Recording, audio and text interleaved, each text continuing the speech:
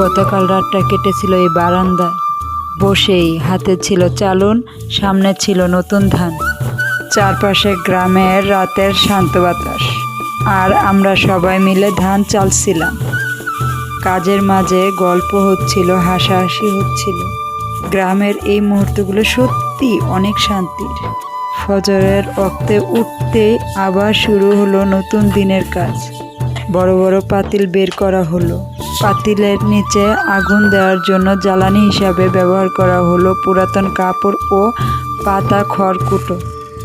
তারপর গতকালকে রাতের চালা ধান ধীরে ধীরে পাতিলের মধ্যে ঢালা শুরু করলাম। ধানের শব্দ, পাতিলের শব্দ, আগুনের কটকট আওয়াজ, সব মিলে পুরো সকালটাই যেন গ্রামের এক চিরচেনা দৃশ্য হয়ে উঠেছিল। ধান তো পাতিলে দেওয়া হলো, এবার দরকার অনেক পানি। আমি আর আমার বড় যা বালতি নিয়ে চলে গেলাম দিঘির দিকে। দিঘির পানি তখন একদম শান্ত। সকালের বাতাস তখন ঠান্ডা ছিল, আর সেই পানিতে সকালের আকাশের ছায়া পড়ছিল। দিঘি থেকে পানি এনে একটার পর একটা পাতিলে ঢালছিলাম। গরম আগুনের পাশে দাঁড়িয়ে কাজ করতে করতে মনে হচ্ছিল সকালটা খুব দ্রুত কেটে যাচ্ছে।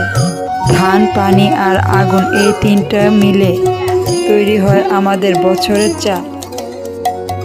এর মাঝে পাশের বাড়ির আরেক বড় যা হেসে হেসে পাতিলের মধ্যে 3টা ডিম গুজে দিল। ধান সিদ্ধর সাথে সাথে ডিম সিদ্ধ হয়ে যাবে। গ্রামের রান্নাঘরে প্রায় এরকম দেখা যায়। কিছুক্ষণ পরে পাতিলে পানি ফুটতে শুরু করলো। চারদিকে ধোঁয়া আর গরম ভাব ছড়িয়ে পড়ল। নতুন ধান সিদ্ধ হওয়ার সেই গন্ধ, এই গন্ধ গ্রামের মানুষের কাছে একটা আলাদা অনুভূতি। আগুনের তাপে ধীরে ধীরে ধানগুলো সিদ্ধ হয়ে উঠছিল। ধান সিদ্ধ হয়ে গেল, একটার পর একটা পাতিল নামানো শুরু হলো।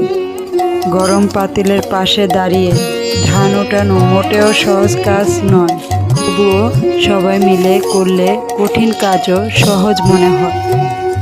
তারপর সেই সিদ্ধ ধান আবার নিয়ে আসলাম বারান্দায়, যেই বারান্দায় গতকাল রাতে বসে ধান চালছিলাম। মনে হচ্ছিল এক রাতের মধ্যে এই বারান্দাটা কত স্মৃতির সাক্ষী হয়ে গেল। এর মাঝেই সিদ্ধ হয়ে গেল সেই পাতিলে 3টা ডিম। ধান সিদ্ধ করতে করতে আমরা অনেক গল্প করছিলাম। কেউ এর মাঝে হাসছিল, আবার কেউ কেউ কাজও করছিল। কেউ আবার পুরো দিনের কথাটা বলছিল। গ্রামের জীবন হয়তো অনেক কষ্টের, কিন্তু এই একসাথে থাকার অনুভূতিটা অনেক সুন্দর। এরপরে শুরু হলো আরেক ধাপের কাজ। সেদ্ধ ধানগুলো বস্তায় ভরে ছাদে নিয়ে যেতে হবে শুকানোর জন্য। একটু একটু করে ধান ভরা হচ্ছিল বস্তায়। শরীর ক্লান্ত হয়ে যাচ্ছিল ঠিকই, তবু কাজ থামেনি। সেদ্ধ ধানের বস্তা নিয়ে যাওয়া হচ্ছিল ছাদে, কারণ গ্রামের জীবন পরিশ্রম ছাড়া কিছুই সহজে আসে না। শেষ পর্যন্ত ধানগুলো ছাদে ছড়িয়ে দিলাম শুকানোর জন্য। সকালের নরম রোদ ধীরে ধীরে ধানের উপর পড়ছিল। পুরো ছাদ জুড়েই ছড়িয়ে পড়ছিল সেদ্ধ ধানের গরম গন্ধ। তবুও এই জীবনটার মাঝেই অদ্ভুত এক শান্তি আছে। একটা দিনের মধ্যেই কত কাজ, কত ব্যস্ততা। তাই যতটা পারি ভিডিও করে ধরে রাখতে চেষ্টা করি। হয়তো একদিন এই মুহূর্তগুলো স্মৃতি হয়ে যাবে। আমাদের এই ভিডিওটা যদি আপনাদের কাছে ভালো লাগে তাহলে আমাদের অবশ্যই একটা লাইক দিন।